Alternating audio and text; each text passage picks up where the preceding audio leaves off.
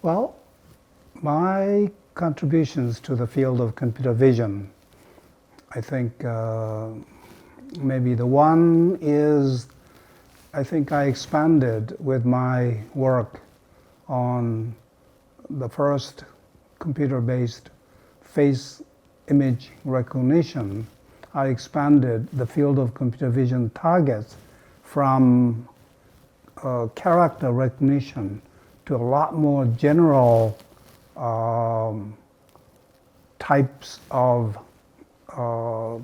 images like faces or medical images to, of course, industrial images and spaces and so forth, which we see today as a very common and useful applications of computer vision. Another area that I think I contributed in terms of fundamental algorithms, the one which is often referred to, Lucas Kanade optical flow, is the very fundamental algorithm to analyze video or image sequences to know which part of the world is moving in your field of view, as well as actually how you are moving with respect to the world. That algorithm is today used almost all video processing, including video encoding such as MPEG, biomedical image analysis such as biocell tracking for research, and of course robot navigation such as driverless driving.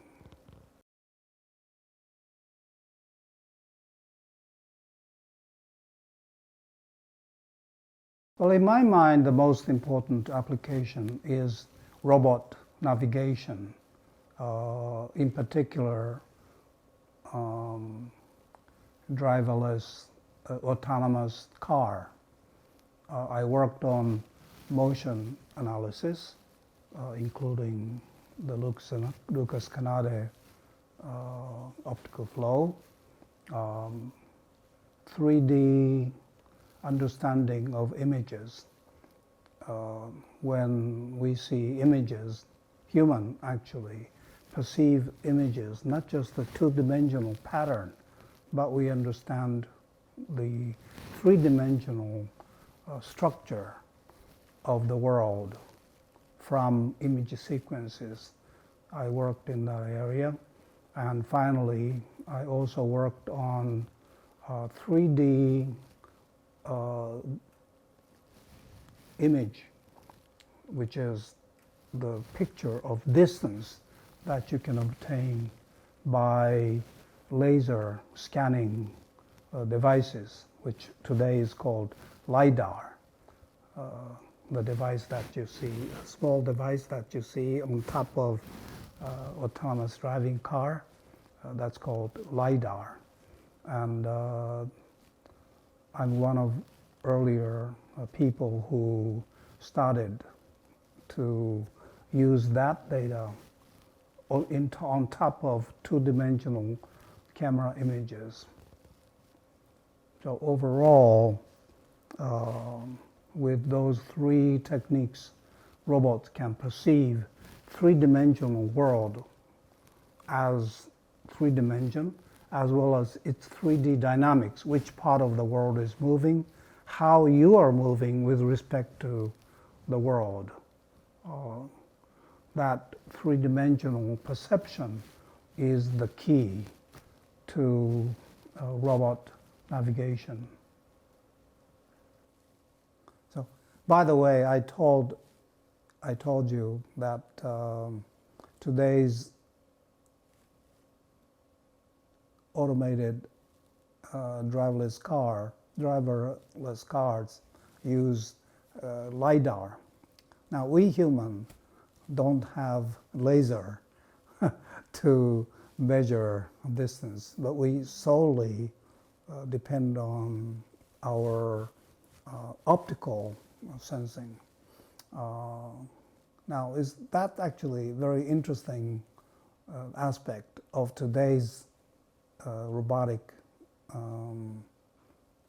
navigation, in the fact that they use a different modes of sensing, direct measurement of distance, which is a very powerful sensors. That's one of the reasons that actually today's autonomous driving car can actually see lot farther than actually we human can see. And I think that's a very interesting aspect that we should understand about it.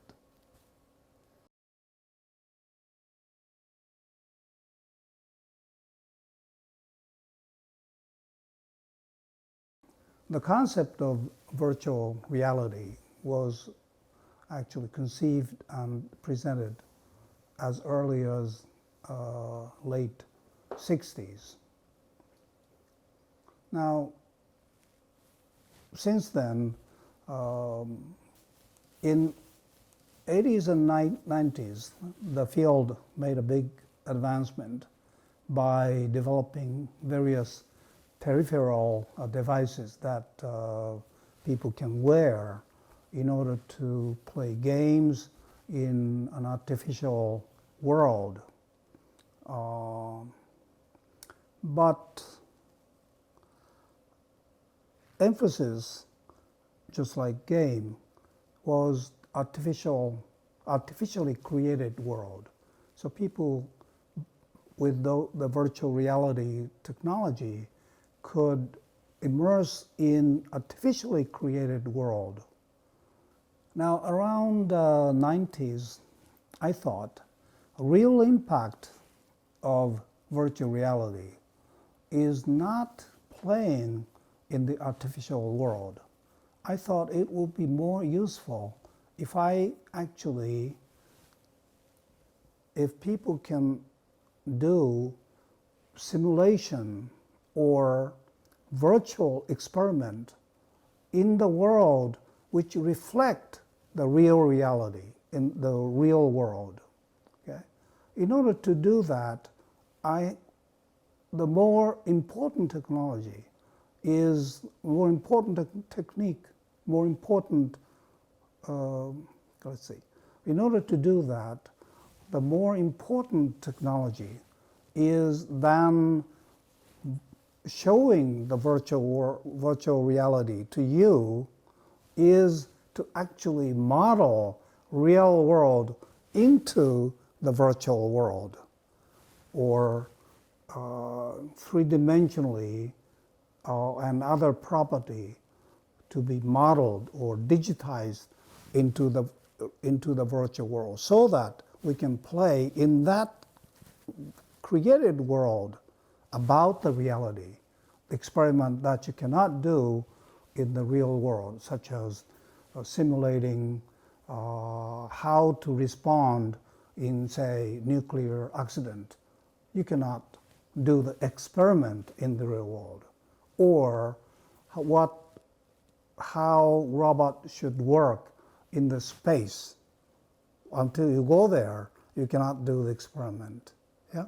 Or say, what happens if that building is not there? Well, you can't destroy that building. Yeah?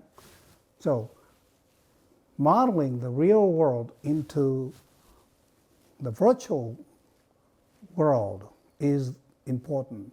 So I developed a system that uses many cameras. First 51 cameras, later as many as 500 cameras to model the real world, not just the three-dimensional shape, but even the movement of people, movement of the object. Okay?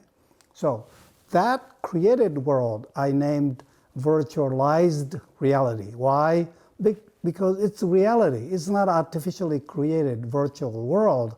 It's a reality which is digitized, virtualized from the real world. That's the name that I called virtualized reality. Okay?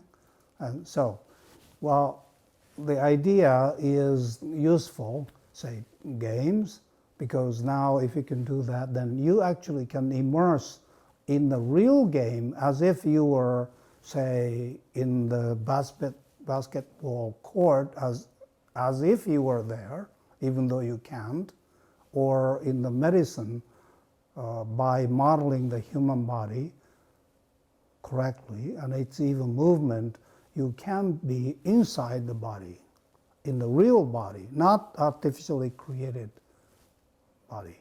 Okay? So that's a concept that I thought useful by introducing the term virtualized reality.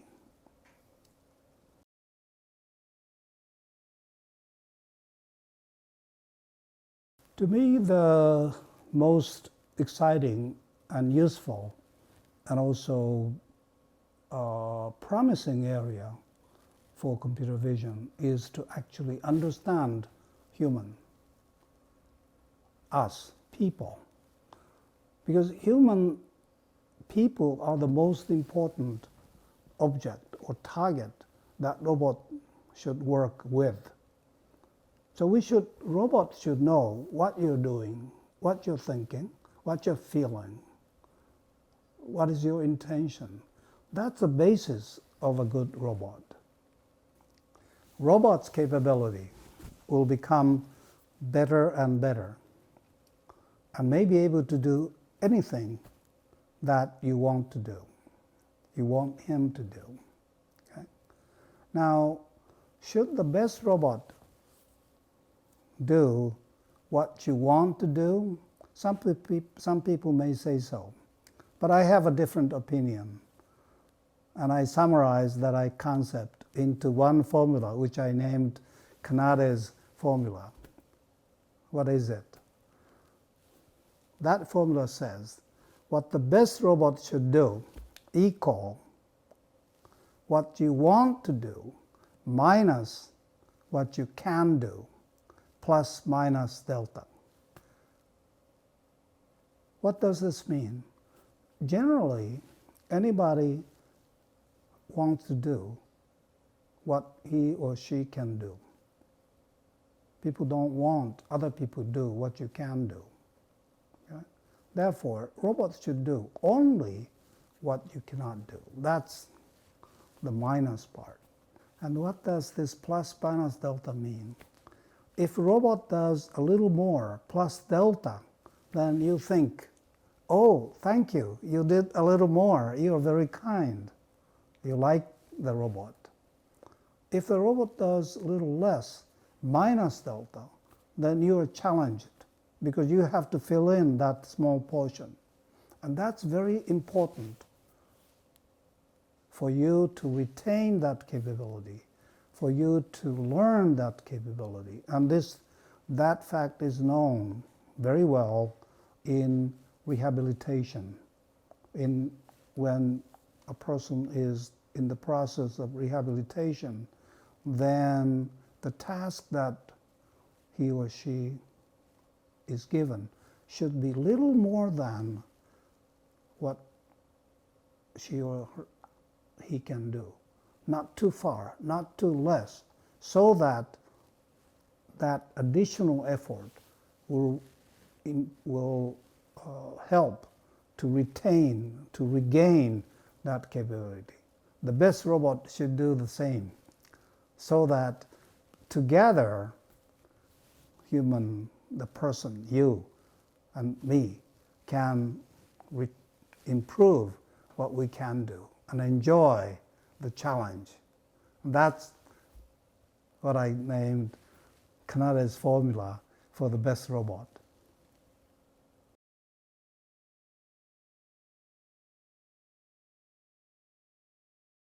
computer vision realizes the ability to see, the most important capability of ours for us to be intelligent. As such, the technology can have potential, when misused, to invade privacy because it can see a lot, or even to the point that it can harm people, such as lethal AI weapon that some people worried about. However, as a technologist, I have a belief that computer vision as a technology is a virtue.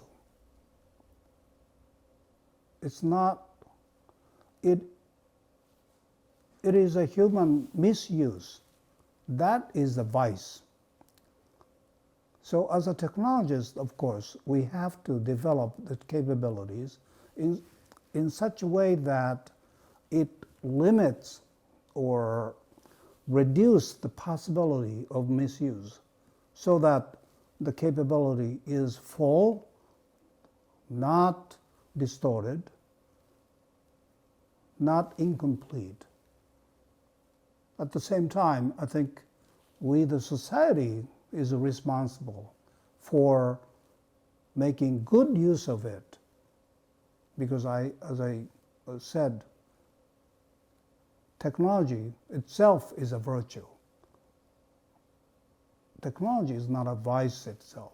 Okay? It's us to for that possibly misuse the technology.